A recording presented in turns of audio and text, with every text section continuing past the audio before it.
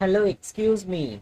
நாம எல்லாம் கொஞ்ச நாளைக்கு முன்னாடி கமருதீனுக்காக அகேன்ஸ்டா பேசணும். அதுக்கப்புறம் அவங்க வெளியில போனதுக்கு அப்புறம் அவங்களுக்காக ஜஸ்டிஃபிகேஷன் கொடுத்து நிறைய பேர் பேசிட்டு இருந்தோம். அதுக்கப்புறம் பிக் பாஸோடைய ஃபினாலே வரப்போது, இதுக்கு பார் வரமாட்டாங்க, அவங்க இந்த ஊருக்காரவங்க அந்த ஊருக்காரவங்க அப்படின்ற மாதிரி ஒரு டெம்ப்ளேட் 2 நாளைக்கு முன்னாடி போயிட்டு இருந்தது. இன்னைக்கு விஜய் டிவி ஒரு ப்ரோமோ போட்டிருக்கு, கமருதீனும் பாரும் ஃபினாலையில் இருக்கிற மாதிரி. ஸோ மறப்போம் மன்னிப்போம் அப்படின்றது நல்ல விஷயம்தான்.